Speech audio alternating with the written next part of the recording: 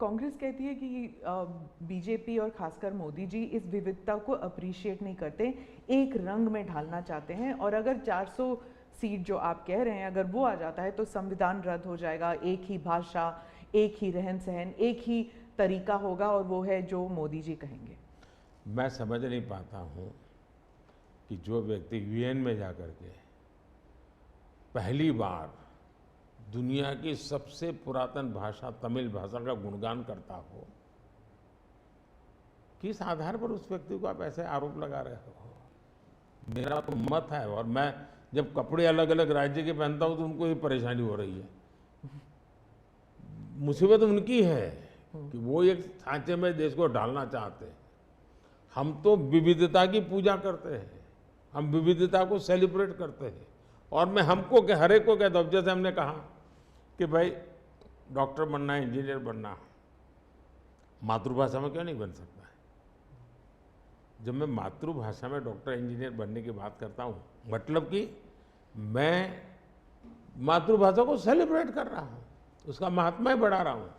मुझे ये अभी ये गेमिंग वाले सब बच्चों के साथ बैठा था, तो उनमें से किसी ने पूछा कि हमारे लिए कोई संदेश, तो ऐसे मैंने कहा एक काम करो, अब जब भी आप हस्ताक्षर कहीं करेंगे, सिग्नेचर करेंगे, अपनी मातृभाषा में सिग्नेचर करो, इतना तो गर्व करो। अब मैं तो विविधता को लाने की कोशिश कर रहा हूँ। अब उनको आरोप लगाने हैं, क्या करेंगे? कुछ मुख्यमंत्री हैं वो कहते हैं कि उन्हें सेंटर से सहयोग नहीं मिलता। दक्षिण के भी कुछ मुख्यमंत्री हैं, आप भी मुख्यमंत्री रह चुके हैं, अब प्रधानमंत्री हैं पिछले 10 साल में। क्या कोऑपरेटिव फेडरलिज्म को लेकर आपके विचार बदल गए हैं जब आप मुख्यमंत्री थे और जब अभी आप प्रधानमंत्री हैं? दरअसल, और क्या उन्हें नहीं मिलता सहयोग? दुर्भाग्य हुआ है कि जो रीजनल एस्पिरेशंस होते हैं उसको सबसे ज़्यादा तवज्जो देनी चाहिए, ये मेरी पार्टी की फिलॉसफी है। अगर आप रीजनल एस्पिरेशंस जो हैं उसको नकार करके विकसित भारत का सपना पूरा नहीं कर सकते। दूसरा, मैं गुजरात में लंबे समय तक मुख्यमंत्री रह के आया हूँ, और मेरा सौभाग्य है कि देश में मैं पहला प्रधानमंत्री ऐसा हूँ कि जिसके पास राज्य के मुख्यमंत्री का इतना बड़ा अनुभव रहा है।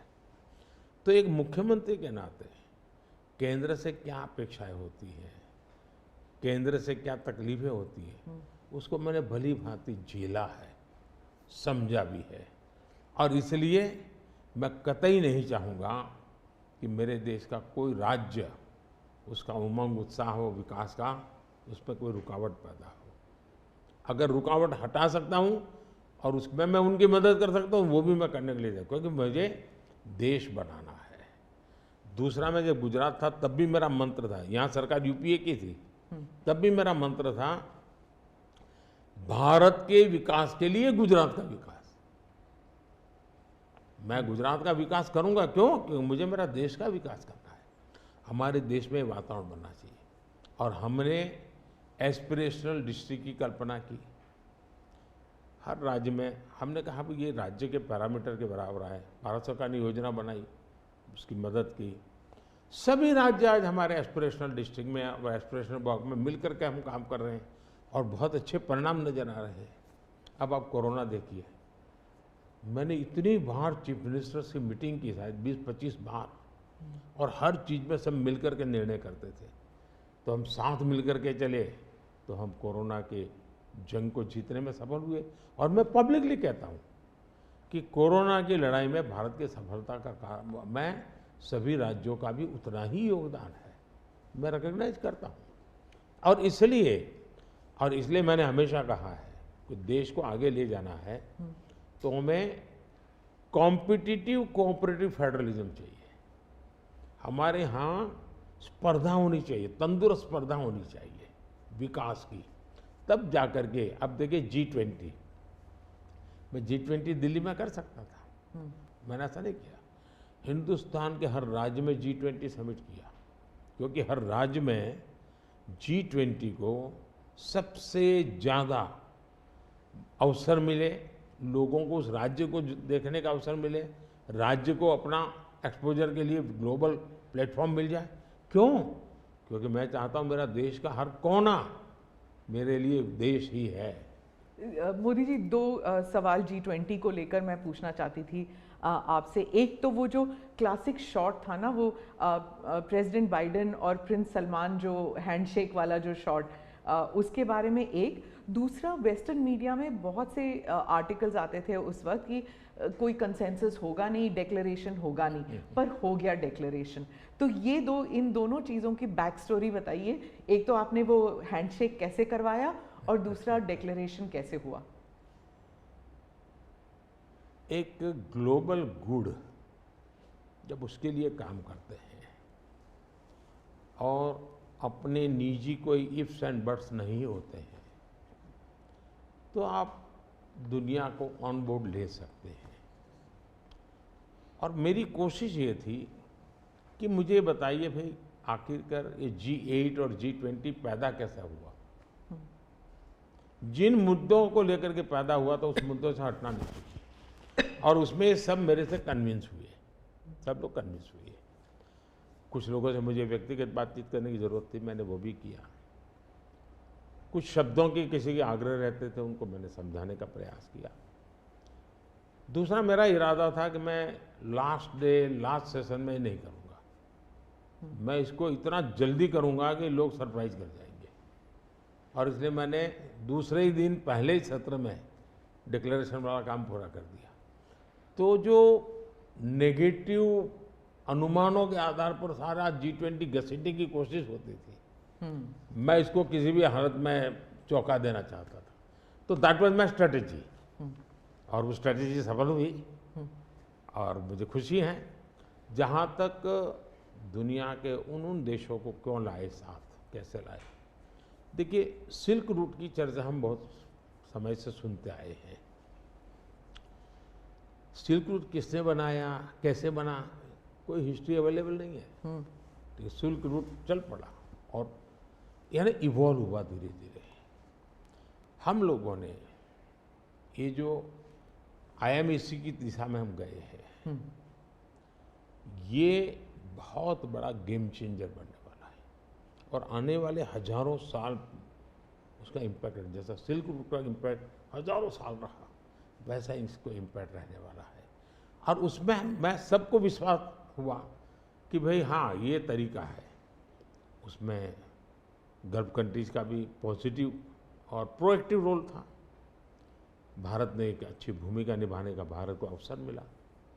US, यूरोप हमारे साथ थे, और सबको लगा कि एक कॉन्क्रीट पॉजिटिव आउटकम निकलेगा। तो हम उसको लेकर के मिलते थे। तो उसमें स्वाभाविक था कि सऊदी किंग और प्रेसिडेंट बाइडेन और दोनों के साथ मेरी अच्छी मित्रता है, तो मैं किसी का भी हाथ भी पकड़ सकता हूँ, किसी की बात भी कर सकता हूँ। पर्सनालिटी पॉलिटिक्स भी आता है ना, क्योंकि देखिए आप कि अगर हम विदेश नीति की बात करें तो खाड़ी के साथ जो हमारे रिश्ते बेहतर हुए हैं, उसके लिए बहुत से लोग कहते हैं कि it is because of your personal intervention. आपको सम्मान भी दिया गया था वहाँ पर। तो चाहे ईस्ट एशिया हो या वेस्ट एशिया हो, इसमें पर्सनालिटी पॉलिटिक्स कहाँ तक इम्पोर्टेंट है कि आप उनके जो राष्ट्रपति हैं या प्रधानमंत्री हैं, उनके साथ आपका वाइबिंग होता है, आप उनके साथ बातचीत करते हैं और वो फिल्टर डाउन होता है। फिर कहाँ तक इसमें पर्सनालिटी पॉलिटिक्स भी है?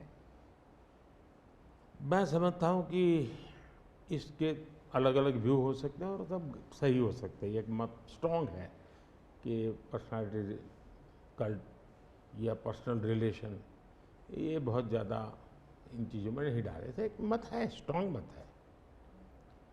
मुझे लगता है कि हमारी डिप्लोमेसी अगर प्रोटोकॉल में फंसी रहेगी तो हम परफॉर्म नहीं कर पाएंगे। डिप्लोमेसी की ताकत भी इनफॉर्मल में भी है, प्रोटोकॉल में ही ऐसा नहीं है। प्रोटोकॉल में ज़्यादा पोजीशनिंग होता है, पहले कौन आएगा, पहले कौन हाथ मिलाएगा वगैरह, उसी में समझ जाता है। तो मैंने शुरू से देखा कि भाई, जैसे मेरी शपथ हुआ था, बड़ा इंटरेस्टिंग है। मैंने तय किया कि मैं सार्क देशों को 2014 की शपथ में। हाँ 2000 पहली बार में पहली बार। सार्क देशों को बनाने का मेरे मन में विचार आया। और उसके पीछे कारण ये था क्योंकि मेरा चुनाव प्रचार में मुझ पर आरोप एक ही था कि ये मोदी जो कि राज्य से आया है, ये देश की राजनीति क्या समझेगा, विदेश नीति क्या समझेगा, ये तो डुबो देगा। ये चुनाव प्रचार का मेरा खिलाफ के जो मुद्दे थे उसमें एक बड़ा महत्वपूर्ण मुद्दा था। सब लोग मेरी मजाक उड़ाते थे। तो मुझे लगा इनको एक ही एक्शन से मुझे जवाब दे देना चाहिए, बोलने की जरूरत नहीं है। पहले दिन से। तो मैंने शपथ समारोह में सार्क देशों को बुलाया। उसके पहले मैंने बैक चैनल से उन सबसे सहमति ले ली थी, ऐसा तो नहीं हो सकता कि कोई, और सब लोग आए। मेरा शपथ हुआ। फॉरेन मिनिस्टर अभी तो हमारा बना भी नहीं था, और मैं इन सारी चीज़ों से बिल्कुल नया था, बिल्कुल अनभिज्ञ था, लेकिन बायलैटरल सबके साथ होना था। जब हम लोग हैदराबाद हाउस में गए तो मुझे समझाया सब प्रोटोकॉल वालों को, सब ऐसा होगा, वो आएंगे, आप ऐसा कहेंगे सर। जब समय हुआ आना शुरू, मैंने कहा ऐसा करो मैं बाहर जाता हूँ उनको लेने के लिए।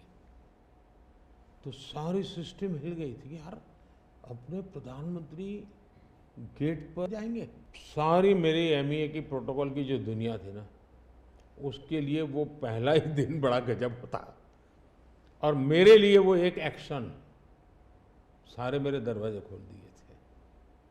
और इसलिए मैं प्रोटोकॉल में बंधने के बजाय परफॉर्मेंस पर फोकस करके डिप्लोमेसी के लेवल को शिफ्ट करने का प्रयास किया, और उसमें मुझे सफलता मिली है।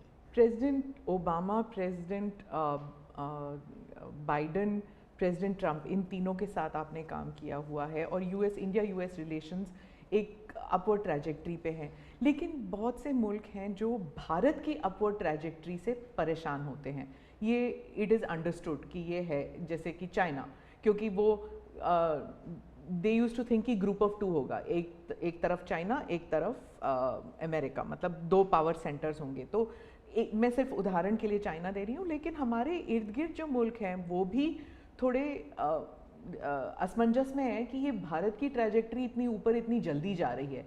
क्या हम अपने नेबरहुड को अपनी सक्सेस स्टोरी का हिस्सा नहीं बना सकते?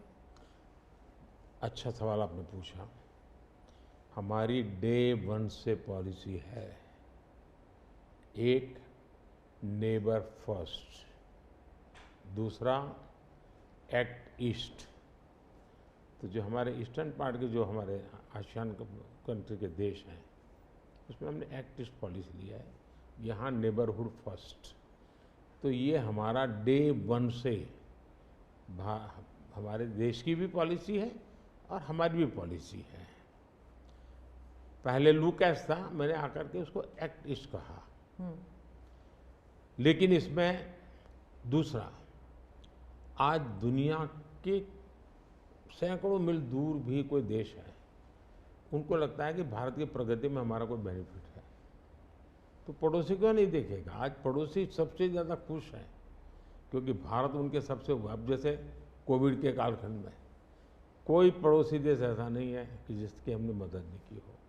नेचुरल कैलेमिटी, कोई ऐसा देश नहीं है। अब जब नेपाल में भूकंप आया, फर्स्ट रिस्पॉन्डर हम थे। श्रीलंका में बहुत बड़ा क्राइसिस आया, उस क्राइसिस के समय सबसे ज़्यादा उनको मुसीबत में से बाहर निकालने का कोई काम किया है तो हिंदुस्तान ने किया, और पब्लिकली वो रिकग्नाइज करते, इसको कहते हैं। और इसलिए मैं तो दूसरा अनुभव कर रहा हूँ, वो हमसे बहुत अपेक्षाएं करते हैं, और पॉजिटिव अर्थ में मैं कहता हूँ, अच्छे रूप में देखते हैं। और भारत ने भी कहा है कि भाई हम हमारे सभी देशों को, पड़ोसियों को शक्तिशाली और समृद्ध देखना चाहते हैं। आपने दोस्ती का हाथ बढ़ाया था 2014 से ही पाकिस्तान, चाइना के साथ भी ऐसे किया था। लेकिन जब आप सक्सेस स्टोरी या अपने नेबरहुड फर्स्ट की बात करते हैं तो पाकिस्तान, चाइना, मालदीव्स ये भी आते हैं, और यहाँ पर कटाक्ष है अगर आप बात करें तो। इसके लिए सुधार उसमें उनकी अंदरूनी राजनीति महत्वपूर्ण है। भारत और उन देशों का संबंधों से ज़्यादा उनका इंटरनल पॉलिटिक्स के लिए कुछ चीज़ें जरूरी है।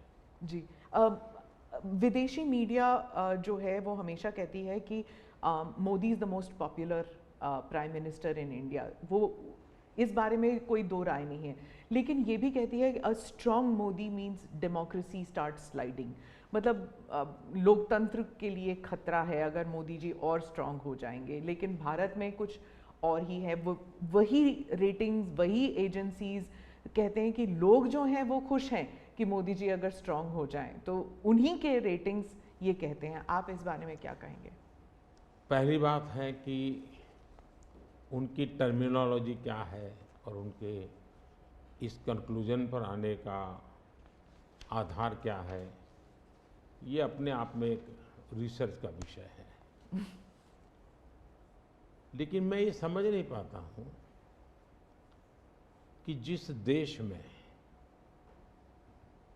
6 लाख पंचायतें चुने हुए लोगों से चलती हो, दुनिया में कोई देश ऐसा है कि जहाँ 6 लाख पंचायतें और नियमित रूप से चुनाव जहाँ होते हैं, इतने राज्य, अनेक पार्टियों की सरकारें, हमारे देश में शायद ही कोई ऐसी पॉलिटिकल पार्टी होगी जो कहीं सत्ता में ना हो। तो ये सब होने के बावजूद अगर ये कहना कि सर्वसत्ताधीश कोई बन रहा है, तो ये तो मुझे लगता है उनको जानकारियों का अभाव है हिंदू। दूसरा, अगर मोदी सर्वसत्ताधीश के रूप में रहता तो G20 में मेरे अगल बगल में ही कर रहा है। मैंने तो राज्यों के पास, क्योंकि डेमोक्रेटिक कैरेक्टर है ये हमारा। मोदी जी एक, मैं मदर ऑफ डेमोक्रेसी इसकी दुनिया में गुंज कर रहा हूँ, तो उनको क्वेश्चन हो रहा है, क्योंकि वो अभी भी स्वीकारने को तैयार नहीं कि भारत मदर ऑफ डेमोक्रेसी है। हाँ, एक सवाल था, यूक्रेन में जब युद्ध चल रहा था तो भारत के जो वहाँ पर छात्र थे उन्हें सुरक्षित रूप से वापस भारत लाया गया। ये एक दिल हिलाने वाला किस्सा था। इसमें आपने हॉस्टिलिटीज़ रोकने के लिए पर्सनल हस्तक्षेप किया था, पर्सनल इंटरवेंशन किया था, ये सुनने में आया है, तो इसके बारे में कुछ बताएंगे? देखिए, यूक्रेन की चर्चा जरा ज़्यादा हुई खिलाफ, लेकिन मैं 14 से लेकर ऐसी कई घटनाएं हैं। अगर आपने एक सुषमा स्वराज जी का एक इंटरव्यू है, आप देखिए कि कैसे यमन में से हमने हिंदुस्तान के लोगों को लाए, और सऊदी किंग के साथ मैंने बात करके उनसे कहा भाई मुझे वहाँ यमन से लोगों को लाना है, तो आपका बॉम्बार्डिंग चल रहा है, हम कर नहीं पा रहे हैं, मुझे कैसे मदद करेंगे? तो उन्होंने कहा कुछ समझ लीजिए मुझे। और सुषमा जी ने अपने इंटरव्यू में सारी चीज़ें कही हुई है। भारत की रिक्वेस्ट पर एक पीरियड रहता था जिस पीरियड में बॉम्बार्डिंग नहीं होता था, और उस समय हम हवाई जहाज़ में हमारे लोगों को निकालते। यमन से करीब 5000 लोगों को हम लाए थे। उसी प्रकार से यूक्रेन में मेरा यूक्रेन से भी इतना ही घनिष्ठ नेता है, मेरा रशिया से भी इतना ही घनिष्ठ नाता रहा है। दोनों राष्ट्रपति के साथ में बहुत मित्रतापूर्ण मेरा रहा है। मैं पब्लिकली राष्ट्रपति पुतिन को कह सकता हूँ कि युद्ध का समय नहीं है। मैं यूक्रेन को भी कह सकता हूँ पब्लिकली कि बातचीत के रास्ते पर ही जाना चाहिए, और इसके कारण मेरी क्रेडिबिलिटी है।